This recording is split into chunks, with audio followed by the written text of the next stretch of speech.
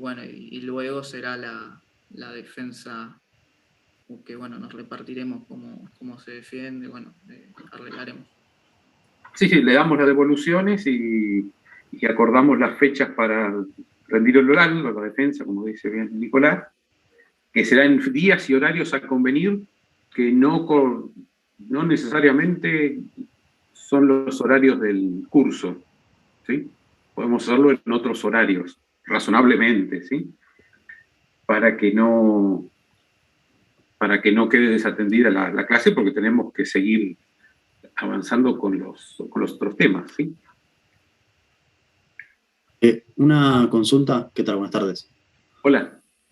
Sí, ¿qué tal? En el supuesto, en el video que tenemos que ponerles como enlace, ¿no? Ese de máximo 10 minutos. ¿Solamente ahí se ve la simulación en Working Model o también ven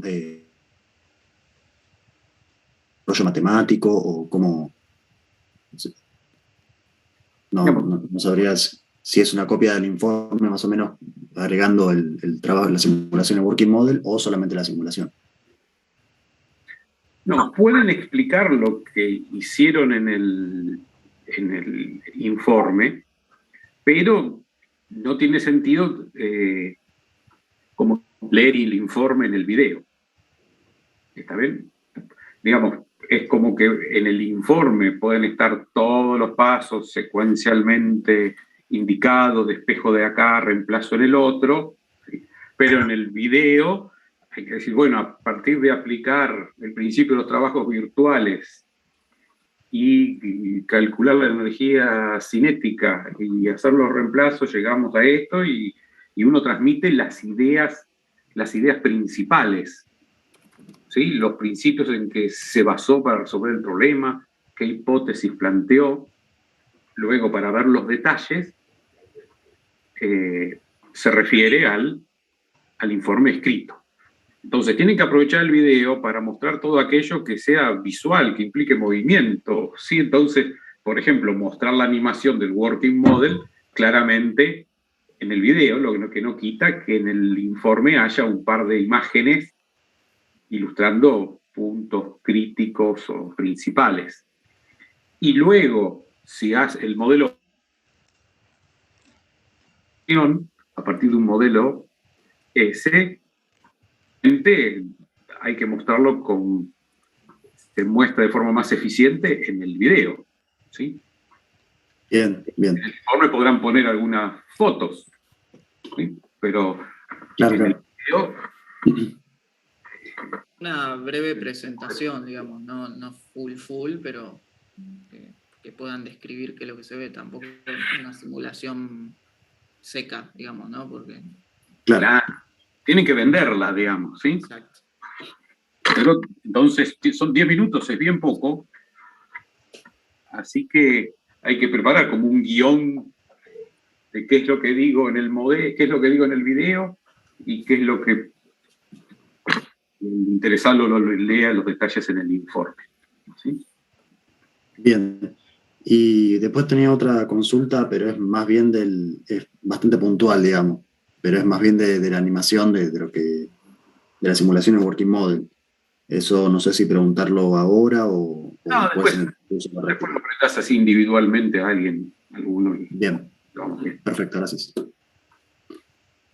Y del oral, profe, ¿cuál sería la idea? ¿Charlar un poco de trabajo, o más o menos como el video que hay que hacer? O... Normalmente nosotros lo valoramos, ¿sí? Le damos una devolución y vemos cómo han resuelto esos puntos de la devolución, ¿sí? Y después la otra es que en el oral todos tienen que hablar y dirigimos las preguntas para también valorar si es que todos han participado y todos tienen idea de el trabajo que realizaron, ¿sí? Bien. Pero obviamente no es volverlo a exponer, la exposición ya fue en el video, ¿sí? Así que normalmente...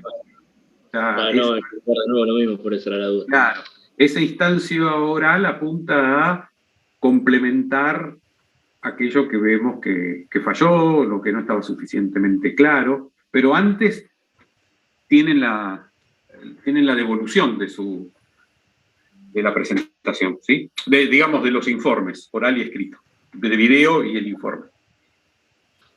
Buenísimo, gracias.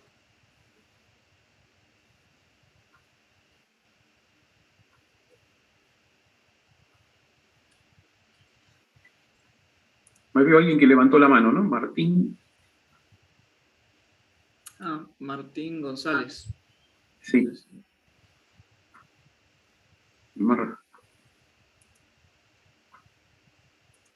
Martín. Bueno, capaz que fue sin querer. Sí, capaz que fue sin querer. O se aburrió, pobre, de levantar la mano y no le dimos. No, le iban cambiando los emojis, así que por ahí sin querer. Fue sin querer. Bueno. Bueno, los dejo entonces. Bueno. Nos vemos el jueves. Bárbaro. Hasta luego. Chao, hasta luego. Hasta luego, Adrián. Gracias. Hasta luego. Chao. Chao.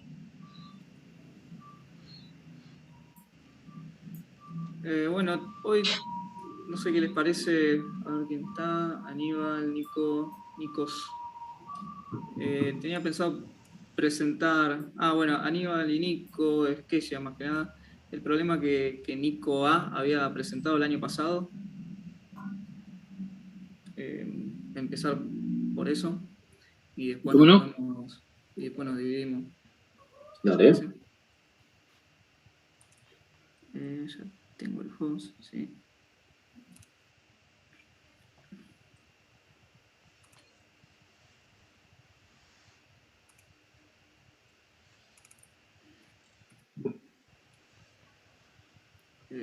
¿Se ven? Sí. Bien. Bueno, vamos a presentar un problema de dinámica analítica típico, donde hay...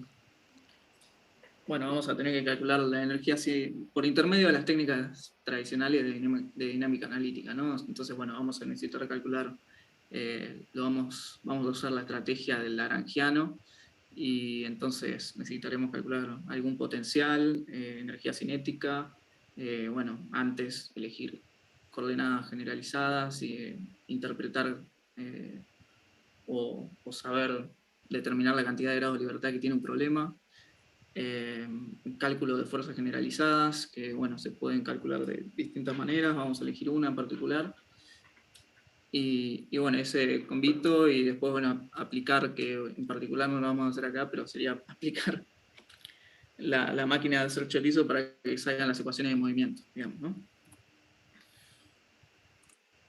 Entonces, bueno, el problema consiste en una masa que está vestida de auto, básicamente, pero bueno, va a ser considerada como si fuese una masa puntual, dada que esta no puede rotar, entonces toda la energía asociada a la rotación no la vamos a estar considerando, entonces va a ser una buena hipótesis considerarla como una masa puntual. Y bueno, esa masa está conectada a otra masa m chiquita, ¿no? Como si fuese una especie de péndulo. Y bueno, y sobre esta masa m chica hay una fuerza que es función del tiempo, que está aplicada, que en principio la vamos a dejar simplemente como una fuerza, como una F de t, simplemente. Bueno, vemos la masa m grande, está fija a tierra, digamos, o a una referencia fija, por intermedio de un resortes K1 y un amortiguador C1, y a su vez existe en el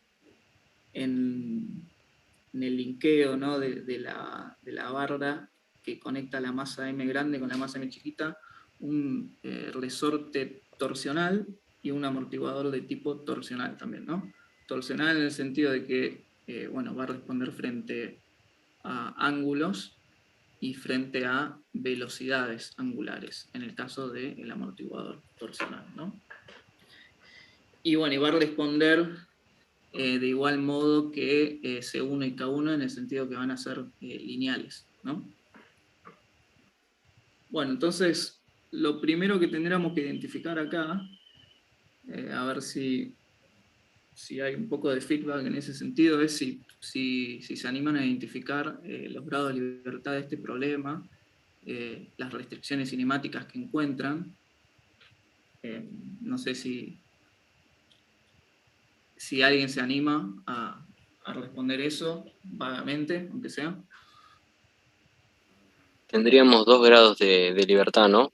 Uno dado por el desplazamiento horizontal que puede llegar a tener la masa y otro por la rotación dada por el segundo resorte y actuador. Exacto. A ver si te estarías refiriendo... ¿Podrías acercar un poco la boca al micrófono para... pasa que no se te escucha muy bien. Ahí se escucha mejor. A ver, permiso, voy a ver si puedo setear eso tal vez.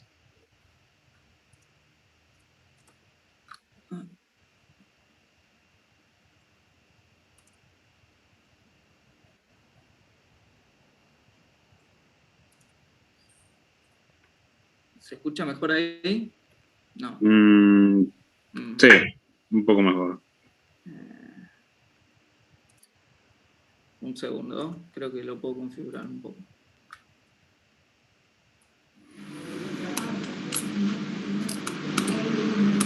¿Ahí se me escucha más fuerte? Sí. Bien. Bueno, vuelvo.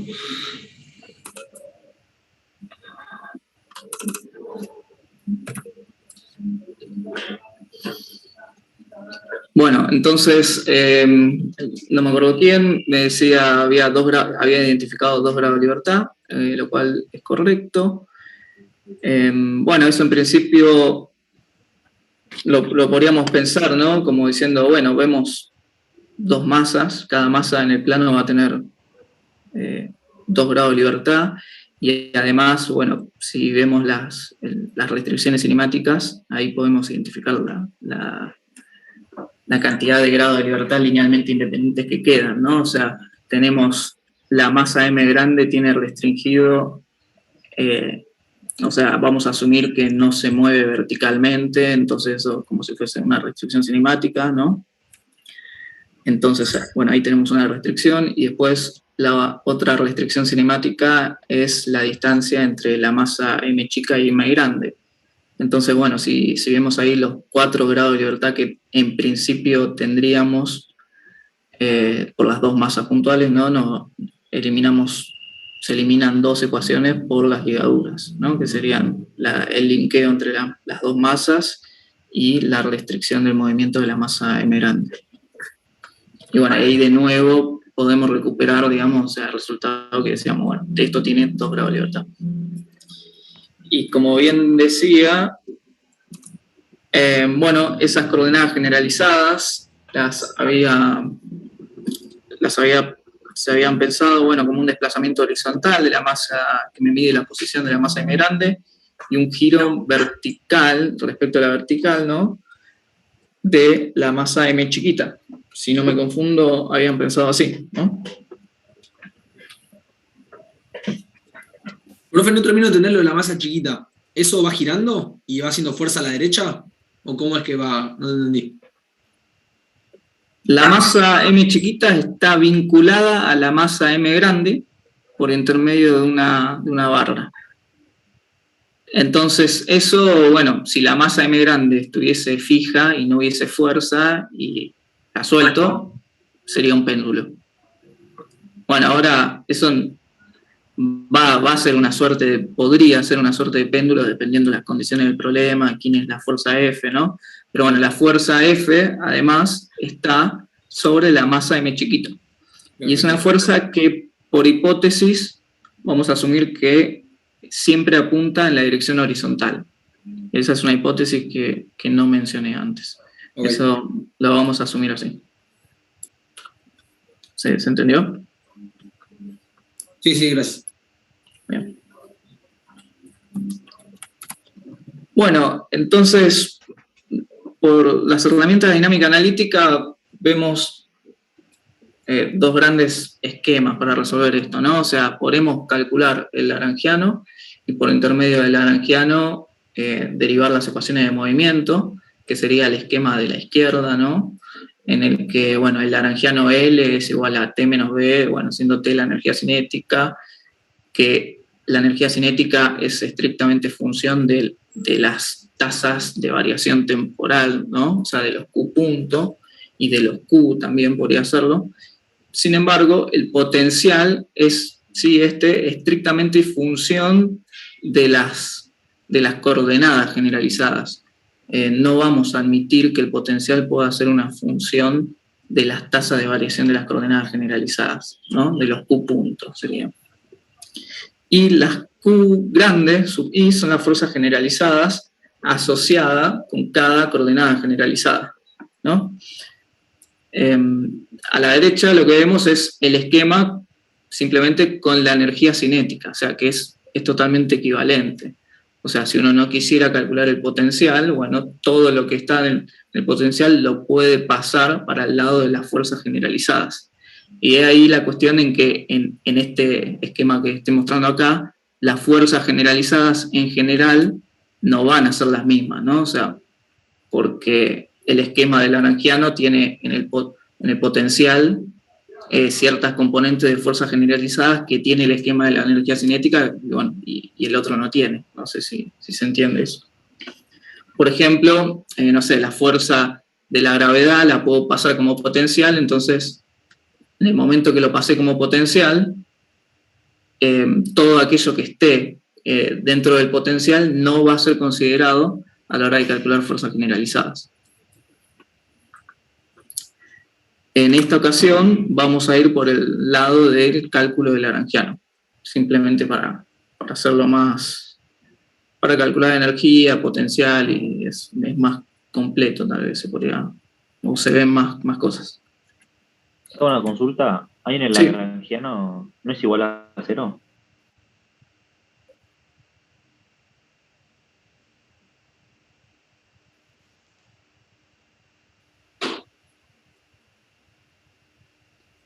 En la teoría lo tengo con la cinética, sí es igual a las generalizadas, pero en el lagrangiano lo tengo igualado a 0.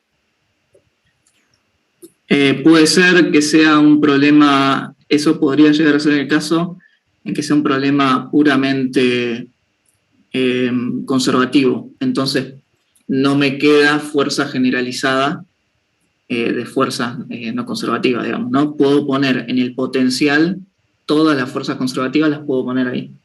Entonces, en un problema conservativo, en el lagrangiano, sí, la ecuación del lagrangiano podría ser igual a 0. Sin embargo, y es buena la pregunta, volvemos para atrás. ¿Este problema es conservativo o no es conservativo? O sea, es no discutible. Tiene la fuerza externa abajo aplicada. Exacto, tiene una fuerza externa abajo aplicada y ¿qué más? Si esa fuerza no estuviera, ¿sería conservativo?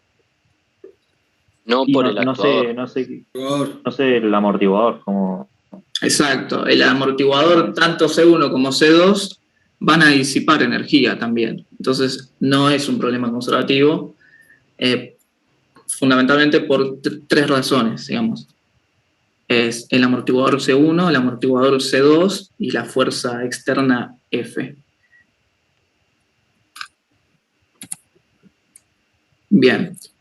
Entonces, bueno, este es un problema no conservativo, tenemos que usar las ecuaciones para el lagrangiano completas, digamos, ¿no? Es cierto lo que decís, si el problema fuese conservativo, no tengo trabajo no tengo fuerzas generalizadas, ¿no? O puedo meter todo en el lado del potencial. Bien, entonces, bueno, si elegimos el camino del lagrangiano, tenemos que calcular la energía cinética y el potencial. Bueno, en primera instancia vamos con la energía cinética. La energía cinética, ya les mencioné que puede ser función de tanto las coordenadas generalizadas como de su tasa de variación. Y acá con el tilde, del Q tilde, lo que estoy haciendo es que puede ser función de Q1, Q2, Q3, de todo, del conjunto, digamos, ¿no? De la colección de Q1, Q2, Q2, Qn, las que haya de grado de libertad. Y lo mismo para las tasas de variación, ¿no? Y bueno, como dijimos que este auto se va a comportar como una masa, básicamente, porque no estamos considerando energía, no va a haber asociada energía de rotación ni nada, la energía cinética del sistema va a quedar simplemente como un medio de la masa y la velocidad de cada una de las masas, ¿no? Lo que hay que considerar es que, por supuesto, las velocidades son siempre absolutas, ¿no? Entonces, me tengo que dar maña para poder escribir esa energía cinética en función de las coordenadas generalizadas que utilicé, ¿no? Y bueno, y de nuevo hago énfasis en esto, las velocidades que se usan para el cálculo de la energía cinética es la absoluta. Entonces, bueno, por el lado de... bueno, esto está al revés, los títulos de arriba, ¿no? Por ejemplo, si ven masa M grande a la izquierda, en realidad dice masa M chiquita, pero es masa M grande a la izquierda, ¿no? Fíjense que la velocidad de la masa M grande la puedo definir simplemente, o la describo como la tasa de variación de la coordenada generalizada Q1. ¿Están de acuerdo con eso? Sí, sí.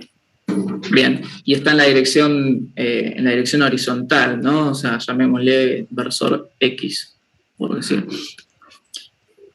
Bien, sin embargo, la masa M chiquita, si yo quiero describir su velocidad absoluta en términos de las coordenadas generalizadas Q1 y Q2, bueno, hay que hacerlo con cuidado, ¿no? Porque si hago Q2 punto por L, que sería simplemente, L sería la distancia, el brazo de palanca del péndulo, digamos, ¿no? La distancia entre la masa M chiquita y M grande, eso no me da la velocidad absoluta. Entonces, bueno, podría utilizar, lo que tengo que hacer en realidad es utilizar herramientas de sistemas móviles para calcular la velocidad absoluta, ¿no? Entonces, si por ejemplo Sí. ¿Q2 qué sería? ¿El ángulo o sería el cateto opuesto o qué sería Q2? El ángulo. Q2 es el ángulo medido respecto a de la vertical. Bien. Bien, entonces, si me paro, por ejemplo, en la masa M grande y quiero calcular la velocidad de la masa M chiquita, lo que voy a ver, hagan las cuentas, ¿no? Pero básicamente van a tener una componente relativa y una componente de arrastre. La componente relativa va a ser Q2 punto por L y va a salir tangente, va a salir en esta dirección, Q2 punto por L, y sin embargo, bueno, sin embargo no, o sea, también tengo una componente de arrastre que va a ser Q1 punto. Bueno, entonces lo que tengo que hacer, o lo que está hecho abajo, básicamente es cada una de las velocidades descompuesta, digamos, ¿no? O sea, descompuesta la dirección horizontal y la dirección vertical, y después, bueno, se calcula el módulo con eso bastante directo.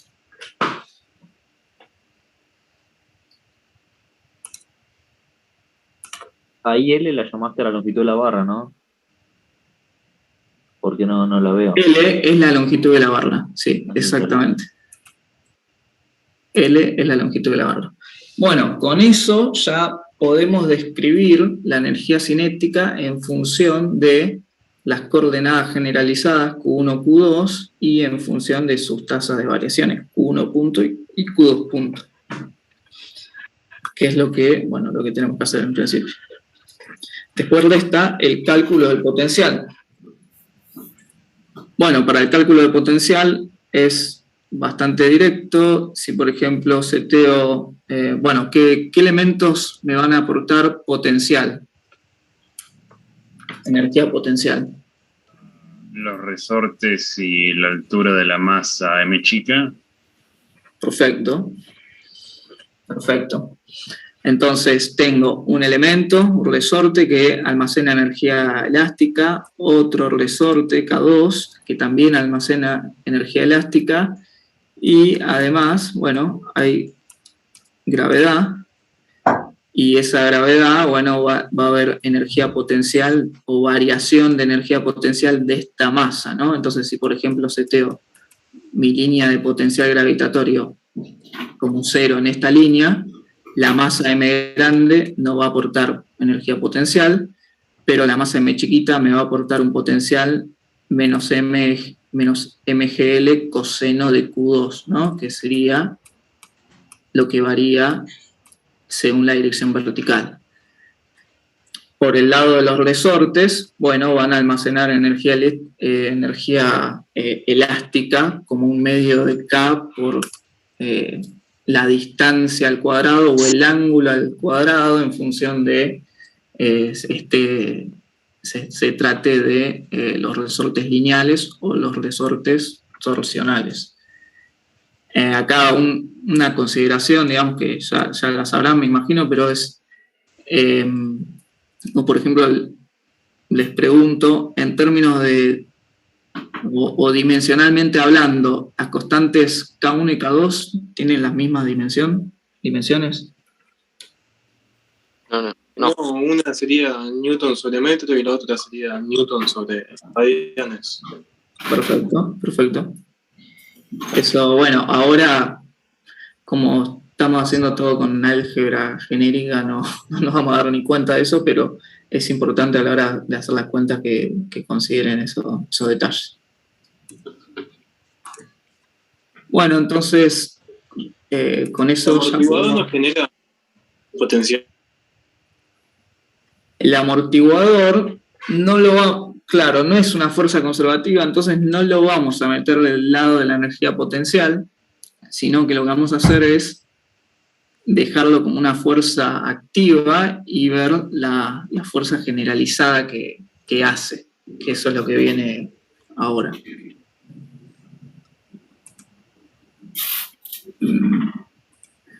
Bueno, entonces... De las generalizadas entran todas las que no son conservativas, entonces. Exactamente. Al potencial, en principio, puedo meter todas las fuerzas conservativas, las puedo agregar como potencial. Más aún, podría no agregar todas. O sea, si se me diera la gana, puedo agarrar y simplemente agregar, por ejemplo, el resorte lineal K1, si quisiera, puedo agregar en el lado del potencial. Pero si no lo agrego en el potencial, tengo que calcular, lo tengo que considerar a la hora de calcular la fuerza generalizada. Si yo introduzco todas las fuerzas conservativas en el potencial, bueno, después de la fuerza generalizada van a estar todas las fuerzas no conservativas.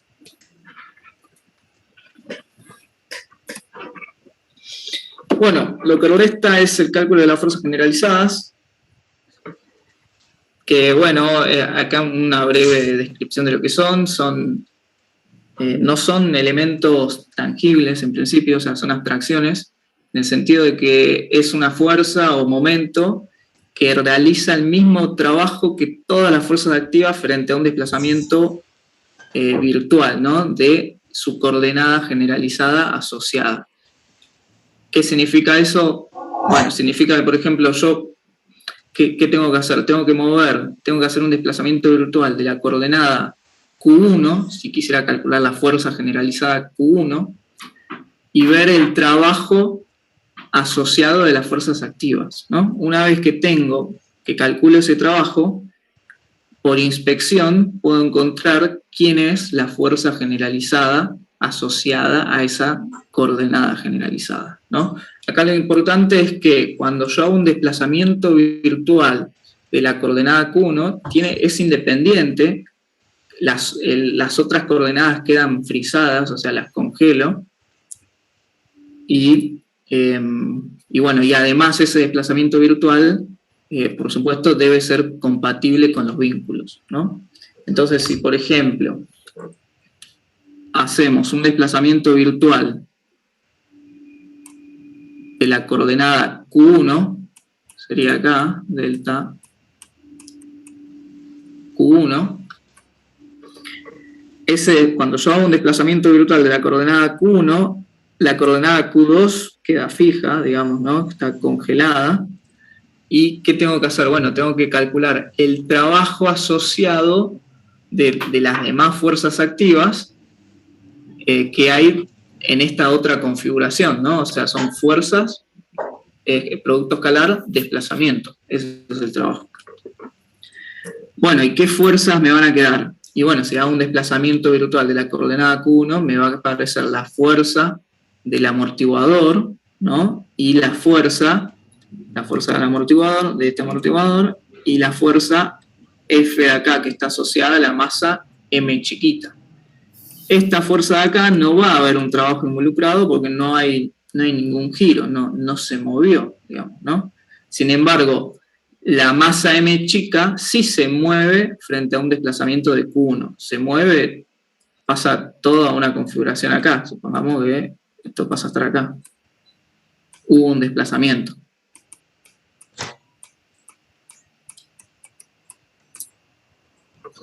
Entonces, bueno, ese trabajo está acá, abajo a la izquierda, ¿no? O sea, tengo la fuerza del amortiguador C1, producto escalar, o sea, fíjense que esto tiene carácter vectorial acá, hay un producto escalar ahí, tiene una dirección, digamos, ¿no? Y lo mismo en el segundo miembro. La F de t, que es una fuerza a función del tiempo, producto escalar, el desplazamiento delta Q1. Bueno, la fuerza de resorte se opone a la velocidad Q1 punto y es menos C1 Q1 punto, eso como está acá, ¿no?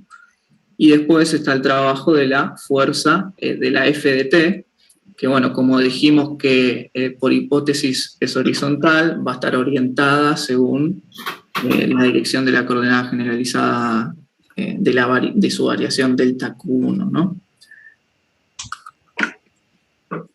Bien, con eso puedo escribir el trabajo asociado a mover esa coordenada generalizada y, bueno, lo que ven abajo indicado es, bueno, ahí aparece la fuerza generalizada, ¿no? O sea, tal que, bueno, como definí arriba, la fuerza generalizada es la responsable de generar del trabajo asociado a un desplazamiento virtual de su coordenada generalizada asociada, ¿no?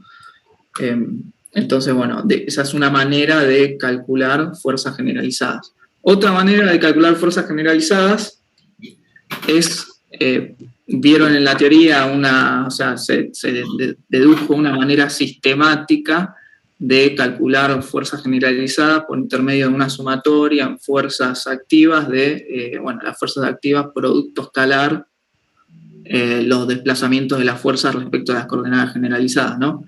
Hay una expresión, es también válido, digamos, llegan al mismo resultado, y de hecho en el campus está subida la presentación del año pasado y que se resuelve de esa manera, ¿no? O sea, el cálculo de las fuerzas generalizadas con este otro método que les comentaba, que es totalmente válido.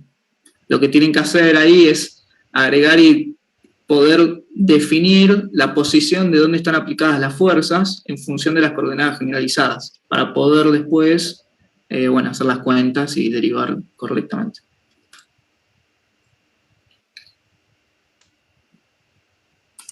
Bueno, lo que resta luego es la fuerza generalizada Q2. Bueno, ¿qué tengo que hacer? Tengo que hacer un desplazamiento virtual Q2 y ver el trabajo asociado, el trabajo que hay asociado a ese desplazamiento de las fuerzas activas, ¿no? O sea, un desplazamiento virtual de Q2 sería, esto viene a parar a esta configuración acá, y esto de acá sería un delta Q2, ¿no? Y la fuerza aplicada acá. Bueno, eso es horizontal medio extraño, pero bueno. Y entonces, bueno, la masa M chiquita sufre un desplazamiento en esta dirección y tengo que calcular ese trabajo, ¿no? O sea, como ya verán, hay un producto escalar ahí. O sea, esta cantidad la puedo medir como L por delta Q2. y hay un producto escalar con la dirección de la fuerza, ¿no? Que está acá. Entonces, bueno, de ahí sale básicamente el coseno de Q2 sale de ahí, de hacer ese producto escalar. Después la coordenada generalizada Q1, bueno, como estoy calculando la fuerza generalizada 2, Q1 está fija, no se mueve, entonces no hay trabajo asociado de C1, por ejemplo. Sin embargo, sí hay un trabajo asociado a C2. Profe, una pregunta. Sí. ¿Dónde es que está subido el ejercicio, o sea, resuelto de la otra forma para sacar las fuerzas generalizadas? En el campus y en alguna... Es alguna actividad, básicamente. Después, al final, nos podemos mostrar. Listo. Al final te apunto bien, vamos ahí y te muestro bien cuánto mucho. Gracias. Pero está en el campus, ¿no? Como una actividad. Bueno, entonces estábamos con el trabajo social, el trabajo que hay. Sí. ¿Podrías dibujar ahí dónde estaría ese Q2 en el desplazamiento? O sea, el ángulo de separación de los vectores. A ver si queda más claro esto, sí. Esta es la configuración, luego de un desplazamiento virtual, y esta es un delta Q2, una variación de la coordenada Q2. Una variación, siempre vamos a asumir que las variaciones son positivas, ¿no? Por eso las variaciones se hacen en lo que se marcó como la dirección positiva de la coordenada, ¿no? Q2 acá lo marcamos positivo en una dirección, entonces un desplazamiento virtual tiene que considerar eso, digamos, en qué dirección se hace, se lo asume positivo, digamos, ¿no? No sé si te referías a eso. No, sí, me refería al producto escalar. El tema es que la masa M chiquita, perdón, sufre un desplazamiento, viene acá, y ahí sufre un desplazamiento, ¿no? Debido al delta Q2. Bueno, ¿quién es ese delta Q2? No, ese desplazamiento, ¿no? Ese delta, que es un desplazamiento virtual, que surge de haber hecho un desplazamiento virtual delta Q2, va a ser igual a L por delta Q2. ¿Se entiende ahí?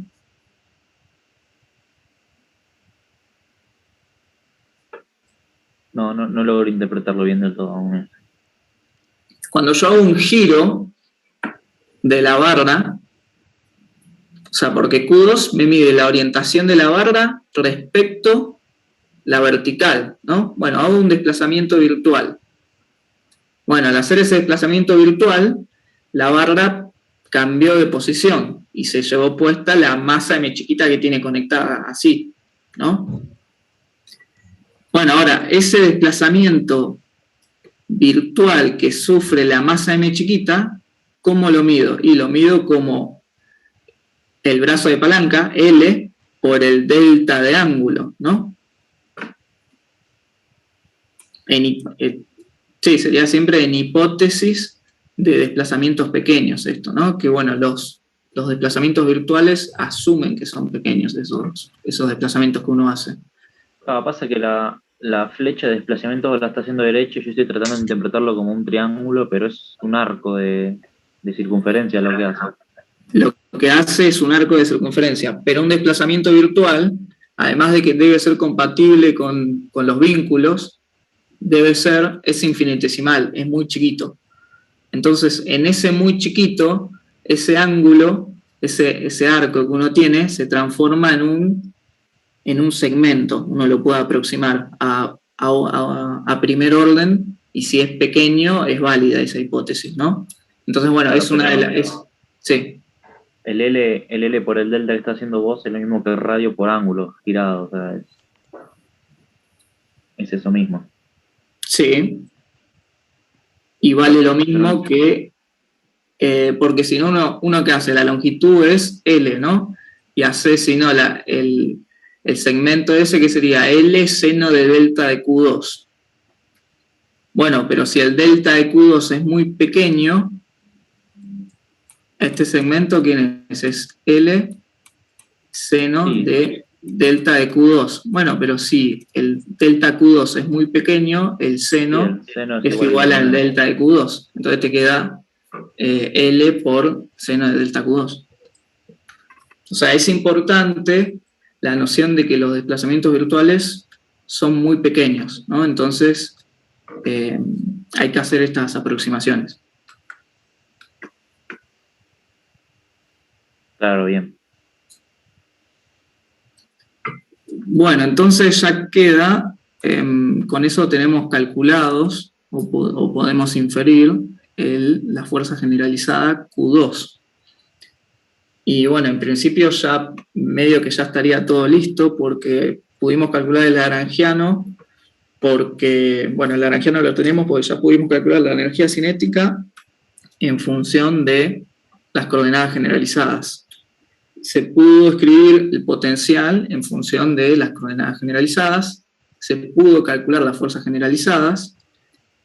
En principio este problema ya está resuelto prácticamente, lo único que queda por hacer es escribir el lagrangiano en su totalidad y aplicar la ecuación de dinámica analítica, ¿no? Las ecuaciones de Euler, que serían, el lagrangiano resulta esta expresión que está acá, lo pueden verificar, digamos, eso se los dejo para que lo vean ustedes, y después todas las ecuaciones van a salir de estas ecuaciones de acá, que son n ecuaciones, siendo n el número de coordenadas generalizadas o grado de libertad que tenga el problema.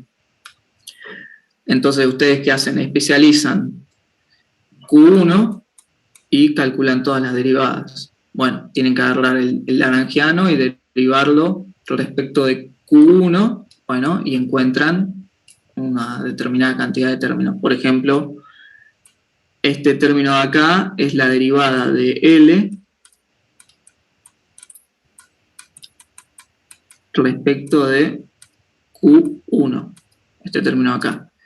Y todo esto de acá sería, bueno, en realidad son dos operaciones, que es la derivada de L respecto de Q1 punto, eso derivado en forma parcial, o sea, estoy derivando en forma parcial, ¿no? Y después eso derivarlo respecto del tiempo. Bueno, y esa expresión respecto de la dirección 1 da la expresión entre corchetes, entre paréntesis. Y después, del lado derecho, lo que tengo es la fuerza generalizada Q1, que sería esto de acá. Bueno, lo mismo, es el mismo proceso con la coordenada generalizada Q2. Bueno, de ahí, ¿qué voy a obtener? Son ecuaciones diferenciales que representan las ecuaciones de movimiento, digamos, ¿no? Para resolver esto hace falta condiciones iniciales en posiciones y en velocidades, o sea, conocer Q1.0 y Q1.0, y lo mismo para Q2, o sea, sus velocidades y sus condiciones iniciales, digamos, ¿no? Ya lo saben. Y bueno, y con eso ya el problema queda totalmente definido y ya no resta más nada por hacer. O sea, las ecuaciones de movimiento son estas y su solución queda sujeta a las condiciones iniciales.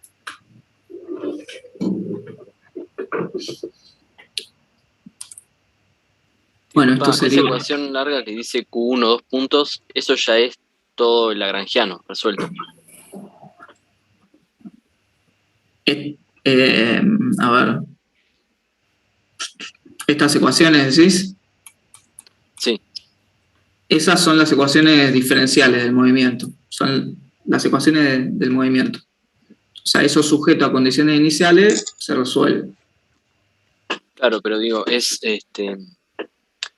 a lo que hay que llegar. Con eso ya se termina el ejercicio. Exactamente. Habría que resolverlo después, pero bueno. Exactamente. La dinámica del problema queda definida por estas ecuaciones diferenciales. Conocidas sus condiciones iniciales, quedará el movimiento totalmente determinado. ¿Y hay que llegar a encontrar Q1 y Q2 o lo dejas así como ecuación diferencial? En este problema en particular, con las ecuaciones diferenciales de movimiento ya basta, porque además típicamente no van a resolver ecuaciones diferenciales de este estilo, o sea, y menos a mano, digamos, ¿no? Típicamente esto se resolvería numéricamente o en working model. De hecho, sería interesante, no lo tengo preparado, pero se podría resolver este problema en working model, ¿no? O sea, habría que seleccionar una función f de t que nos guste y darle para adelante. Sí, sobre esto se podría resolver o estaríamos en condiciones de resolver, no ahora, pero en unas clases,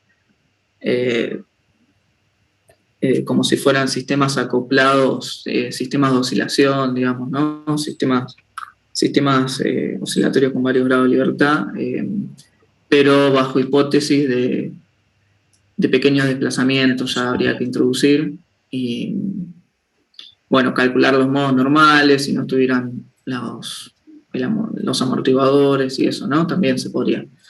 Pero bueno, de momento lo que estamos haciendo es utilizar las herramientas de dinámica analítica para calcular las ecuaciones de movimiento.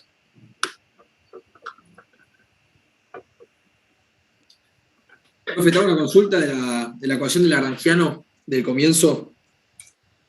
Entonces, esto que nosotros es verdad que la habíamos visto igualada a 0 y habíamos dicho que era solo para problemas conservativos y por eso habíamos deducido la otra, la que es solamente con energía cinética, que esa sí la igualábamos al Q mayúscula. Sí. Entonces, ¿puedo generalizar la del Lagrangiano para cualquier tipo de problema igualando a Q mayúscula también? Sí, totalmente. El tema que acá la idea es, dependiendo qué introduzcas en el potencial, es qué te queda en la fuerza generalizada. Claro, vos acá tranquilamente pudiste haber puesto, por ejemplo, en vez de poner el potencial que hace el peso, lo pudiste haber puesto en trabajo y calculado el trabajo del peso, o sea, es una o la otra. Totalmente, exacto. Pero es muy importante eso que decís, es una o la otra. O sea, no ninguna ni tampoco las dos. Una o la otra. Bien.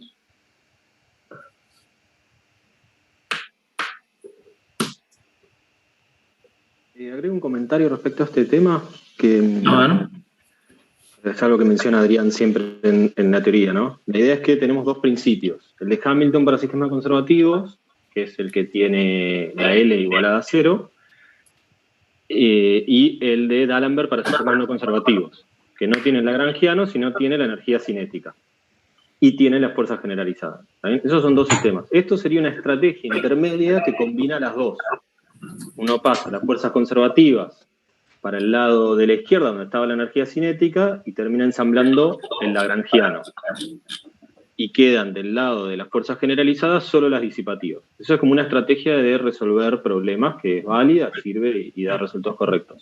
Ahora bien, si nosotros, digamos, la definición de fuerza generalizada es considerando todas las fuerzas activas del sistema. O sea, si nosotros en el parcial, o en un oral, o en cualquier caso, les preguntamos cuál es la fuerza generalizada, calculen la fuerza generalizada de este sistema, tienen que tener en cuenta todas.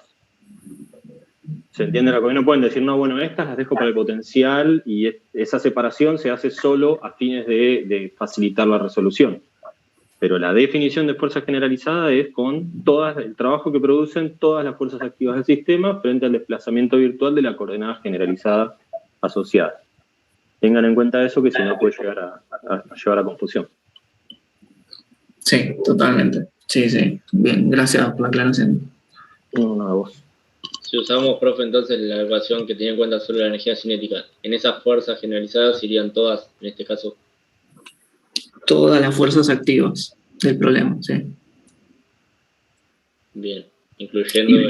Y por ejemplo, ¿cómo podrían hacer una consulta si alguien, si se le consultase, por ejemplo, cuánto vale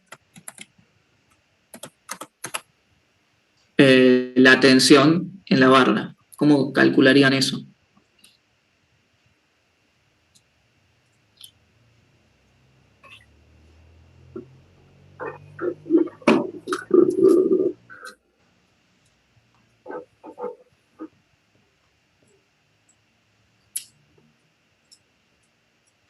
Bueno, una cosa que podrían hacer es, una vez ya resuelto el problema, básicamente podrían hacer un esquema de cuerpo libre y aplicar la segunda ley de Newton, ¿no? Y ver quién es la tensión que equilibra esas aceleraciones. Entonces, bueno, una manera típica, sí, porque la idea es que en dinámica analítica escondemos, queda escondido, queda implícito todas las fuerzas de vínculo por la estrategia de resolución, ¿no? de esta técnica. Pero que quedan implícitas, pero no significa que no existan, ni tampoco significa que no se las pueda pedir, tal vez, digamos. O sea, y si uno la quisiera calcular, bueno, ¿cómo podría hacer? Bueno, podría resolver directamente por técnicas de dinámica analítica, bien las ecuaciones de movimiento, integrarlas, resolver, o sea, podrían estar en condiciones de calcular la aceleración de los cuerpos, básicamente. Conocidas las aceleraciones de los cuerpos, si quisieran calcular alguna reacción de vínculo, bueno, podrían utilizar las ecuaciones de Newton para calcular esas reacciones. ¿Una consulta? Sí. Si volvés y lo querés hacer de la otra forma con lo de Dallenberg, sí, ahí tendrías que analizar solamente la energía cinética y lo que te cambiaría sería también el Q sub I. Las Q serían las de todas las fuerzas activas. Tendría que considerar el peso, los resortes y los amortiguadores, en este caso. Y la fuerza FDT. Y la fuerza FDT, exacto. Bien.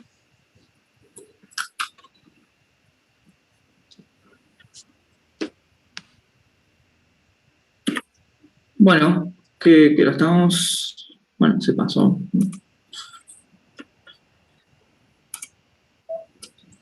Esto, bueno, lo voy a subir. De todas maneras, están en campus, como les decía, del año pasado, la misma presentación. Cambia levemente alguna cosita en el cálculo de la fuerza generalizada, que usa otro esquema para el cálculo de la fuerza generalizada, que es válido y que está bueno que lo sepan. Pero bueno, véanlo directamente en esa presentación. ¿Sí? Nico, te hago una consulta. En este caso, Q1 y Q2, medio que Q1 te quedó para el auto, y Q2, o sea, la ecuación a resolver de Q2 es un poco lo que te hablo de la masa. Sí, ¿y qué hay con eso? No, que ponele que yo tenga Q1 y Q2, pero para el mismo cuerpito. O sea, que a veces hay algunos problemas que te queda 2Q para un mismo cuerpo. Me van a quedar 2 ecuaciones a resolver, diferenciales, para el mismo cuerpo. Entonces, cuando yo tengo que sacar el Q... No, creo que a lo que te estás refiriendo es probablemente a qué tan acopladas están las ecuaciones diferenciales. Que bueno, eso es un tema también, y que probablemente lo veamos con un poco más de... con algunos sistemas oscilando, probablemente veamos un poquito más en detalle eso, cómo hacer para desacoplar sistemas, digamos, ¿no? Que a veces los sistemas se pueden desacoplar. No, yo me parece que le entendí la pregunta diferente. Ah, bueno. Digamos, en el caso que un cuerpo tenga asociada, por así decirle, 2 coordenadas generalizadas. Ese sería el caso en que un cuerpo tiene 2 grados de libertad. Sí. Y yo ya he elegido digamos, dos coordenadas generalizadas aplicadas a un cuerpo. Y las coordenadas son las necesarias para definir la configuración de todo el sistema y son iguales a la cantidad de grado de libertad del problema. Entonces, una masa puede tener básicamente, digamos, dependiendo del problema, 2, 3 coordenadas generalizadas, pero todas tienen que responder a un grado de libertad de esa masa en particular. Y luego, cuando yo resuelva el sistema de ecuaciones diferenciales, lo que me va a dar la solución va a ser cómo es la evolución a lo largo del tiempo de cada una de esas coordenadas generalizadas. A ver si puedo compartir una pantalla acá para explicar eso. A ver. ¿Lo compartí vos? A ver, dale. Bueno, comparto yo, así que...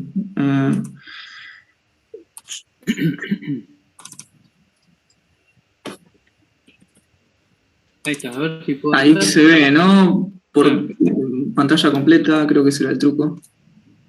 Ahí estoy anotando, ¿se ve? Se ve. Bueno, por ejemplo, hagamos un caso, digamos, como el que planteaban recién, donde un cuerpo... Bueno, yo tengo una cosa así. Nada, lo invento ahora. Y esto se puede mover.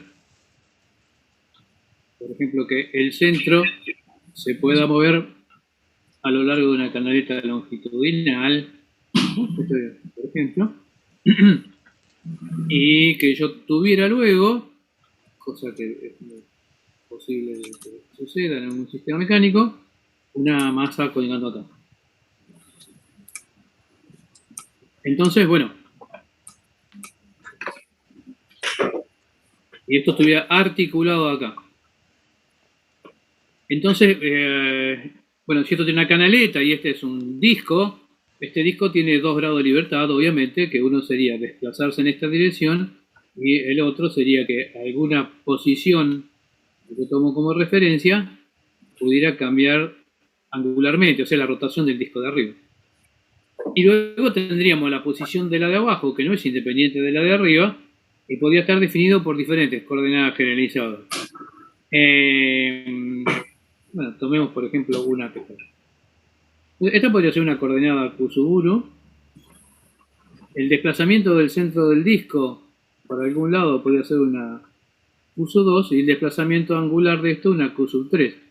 Entonces vemos que el disco, como disco, el disco de arriba, tiene 2 coordenadas asociadas, Q2 y Q3. Estas 2 coordenadas, como las elegí yo y como está planteado el problema, son independientes.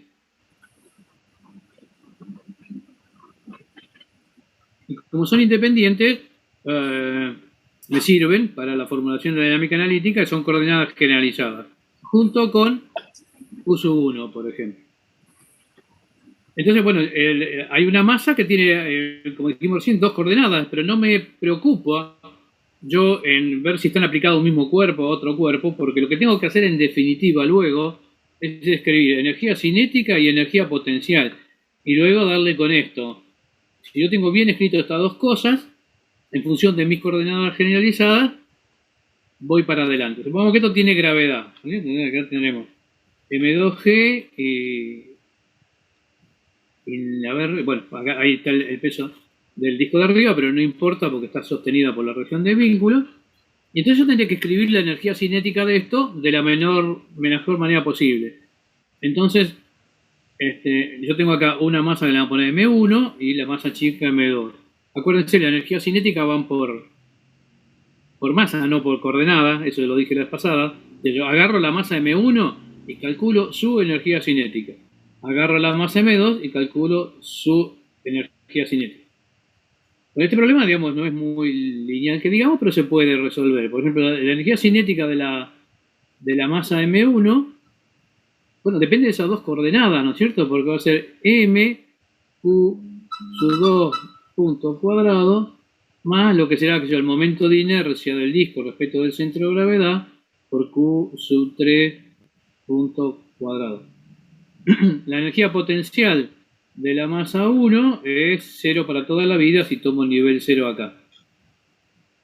Y luego tendría que hacer lo mismo para la masa 2. O sea, esto es para la masa M1. Porque acá las únicas potenciales son gravitatorias. Luego tendré la energía cinética de la masa 2. Bueno, acá en este problema, agarrate Catalina, porque tenemos que calcular cuál es la velocidad absoluta de la masa M2. Entonces, no me pongo nervioso y pongo que esto es un medio de M2 por B de la masa 2 al cuadrado. Y después me fijo cómo calculo B sub 2 en función de la Q sub 1, Q sub 2, Q sub 3 y sus derivadas. Q sub 1 punto, Q sub 2 punto, Q sub 3 punto. Cosa que se puede hacer porque tengo que poner, poniendo un sistema de referencia móvil acá arriba, bueno, lo puedo hacer. Un sistema de referencia móvil que me ayude. Entonces, y luego tengo que calcular la energía potencial de la masa 2, que será, bueno, como planteé el 0 acá, puedo utilizar el mismo 0 y calcular esta altura. Esta energía potencial de la masa M2 será menos M2GH. Y este H luego también va a ser función de las coordenadas generalizadas.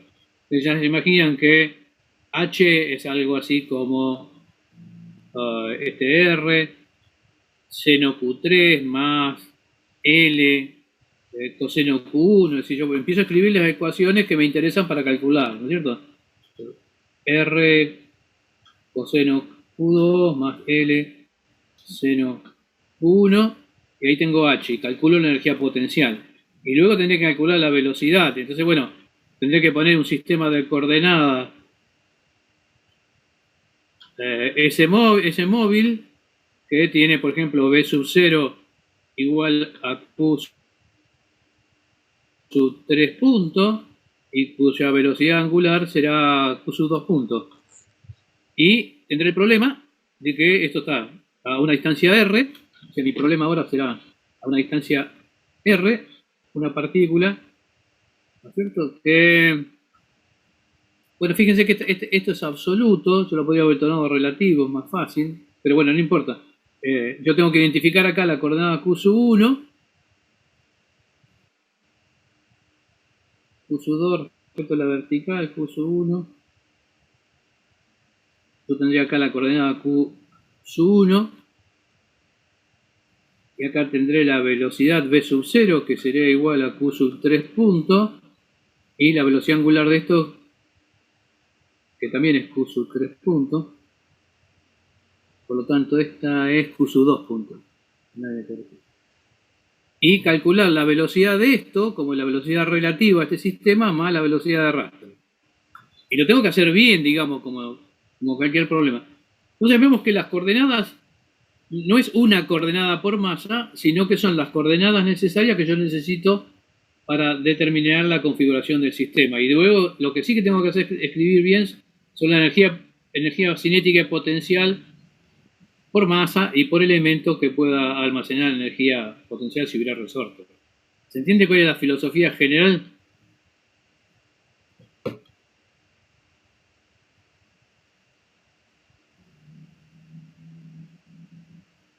Sí, profe. Muy bien. En el caso del automóvil de recién, no hay muchas variantes, porque yo tengo el automóvil que, bueno, está vinculado acá, tiene un amortiguador a la pared, está haciendo un ensayo o algo, y tiene una masa acá. Entonces, para ver dónde está este sistema, bueno, se eligió esta coordenada, Q sub 1, y esta otra coordenada, Q sub 2, y no hay muchas otras alternativas. ¿Yo le puedo poner una coordenada Q sub 3 de giro del vehículo? Sí, pero yo sé que esa coordenada es 0 para toda la vida. Entonces no me aparece, es una coordenada llama cíclica que no aparece en la ecuación diferenciales y no tiene practicidad meterla dentro del problema porque no me va a aparecer ni en la cinética ni en la potencial. El auto, yo sé que lo único que puede hacer es moverse para atrás y para adelante y es esta coordenada. Entonces ya no me sirve, digamos, agregar otra coordenada. ¿Yo tendría otras posibilidades para el auto? Y sí. Yo tengo el auto vinculado elásticamente con el amortiguador. y el péndulo. Y bueno, yo podría poner una coordenada acá, puso 1, y una coordenada acá, puso 2. Y son las dos coordenadas lineales. Sin embargo, el problema se puede solucionar de la misma manera, porque ustedes ven que entre la... Vamos a ponerle, le voy a cambiar el nombre, Q3 y Q4, por ejemplo, ¿no es cierto? Bueno, entre las Q3, Q4, Q2 y Q1 tiene que haber dos ecuaciones de vínculo, ¿no? Siendo Q1, la puedo poner a la pared, por ejemplo, para tener una referencia. Entonces, yo puedo sacar Q4. Puedo sacar funciones, relaciones, bastante sencillas, entre Q3, Q4, Q1 y Q2, y me van a aparecer dos relaciones que son dos ecuaciones de vínculo. Entonces yo podría utilizar estas dos que también son independientes y resolver el problema con estas dos coordenadas. Lo que pasa es que yo luego voy a tener un gráfico de Q4 a lo largo del tiempo. Y acá, cuando yo resuelva, un gráfico significa la solución. Voy a tener una función de Q2 a lo largo del tiempo y una de Q1. Pero en definitiva, ¿cómo se van a mover las masas con determinadas condiciones iniciales? Ya sea que las represente en función de Q2 y Q3 o Q2 y Q1, Q3 y Q4, el resultado va a ser el mismo. Entonces, si una masa tiene, volviendo al problema inicial, si una masa tiene asociada dos coordenadas generalizadas, es porque yo necesito, para definir la configuración de esa masa, dos números que me digan cómo está. O sea, puede haber varias coordenadas generalizadas pegadas, asociadas, digamos, a una determinada masa puntual o distribuida. Yo entiendo que la pregunta venía por ese lado. Bien, gracias, profe. Sí, era eso. Ok, buenísimo.